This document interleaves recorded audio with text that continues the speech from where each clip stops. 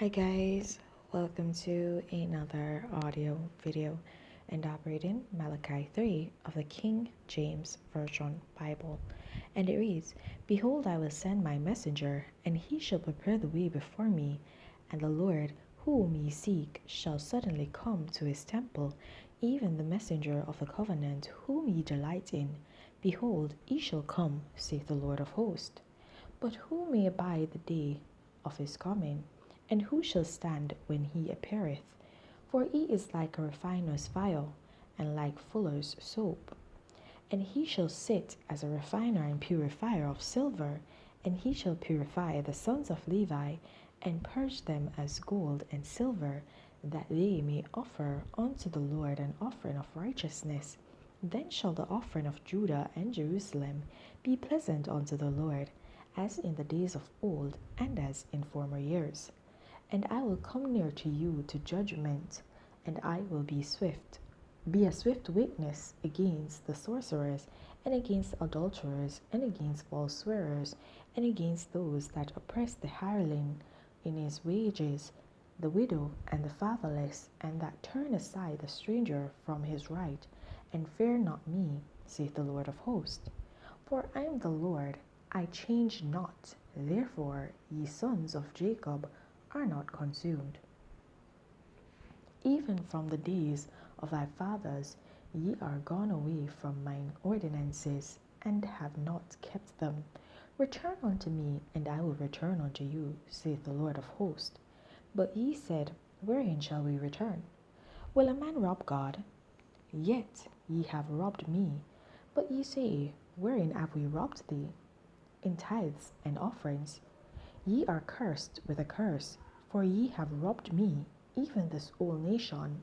Bring ye all the tithes into the storehouse, that there may be meat in mine house, and prove me now herewith, saith the Lord of hosts, if I will not open you the windows of heaven, and pour you out a blessing, that there shall not be room enough to receive it.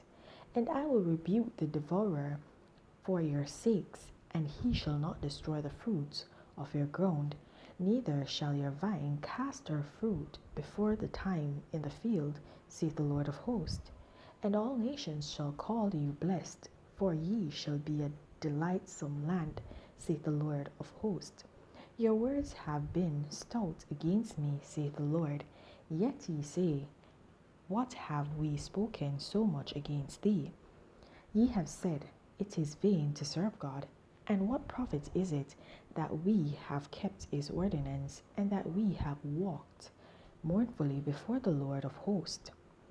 And now we call the proud happy, yea, they that work wickedness are set up, yea, they that tempt God are even delivered.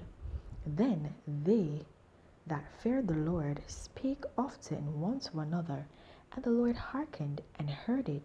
And a book of remembrance was written before him for them that feared the Lord, and that thought upon his name. And they shall be mine, saith the Lord of hosts, in that day when I make up my jewels, and I will spare them as a man spareth his own son that serveth him. Then shall ye return and discern between the righteous and the wicked, between him that serveth God and him that serveth him not. Alright, guys. So, how we see in this chapter, a few things I will pick out, right? So, one thing that I want to pick out is the fact that the Lord says that we should bring our tithes to his storehouse so that there's no lack within his storehouse. And this being that he wants us to bring our tithes and offerings for his ministry so that his ministry will be able to be spread throughout the land and to be spread where it needs to be, not for anyone to retain it, but for it to be used for his ministry, to further his ministry. That's the main objective of tithes and offerings, to service God's kingdom, right? Not for any person's use, but for God's kingdom, right?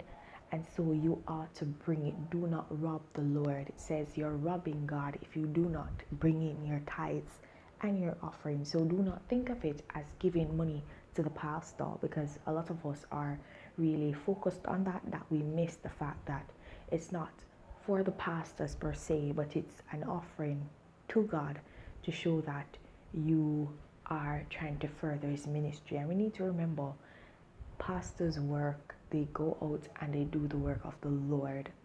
They carry out the Lord's ministry. They allocate funds throughout the churches to carry out different ministries to help in the ministry of God as a whole, right? And so we need to pay our tithes and our offerings for this.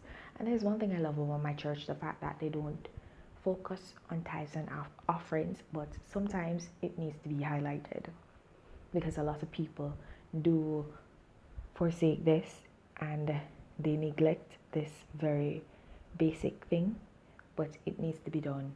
And here you have it in Malachi that it needs to be done. It's considered as robbing God if you don't. This is not an offense to a man now, or a preacher or a pastor. This is an offense to God. No. Okay? So remember that when you think about your tithes and your offerings. Right? Also, we need to ensure that we keep the ordinances of God. It's very important. It's very vital to our success as Christians. It's very vital to our lives to help to build us.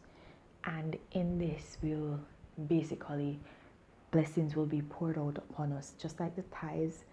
Tithes is an ordinance. So you do that.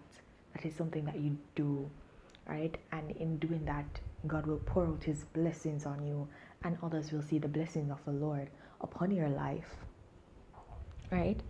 So those were the things I really wanted to point out.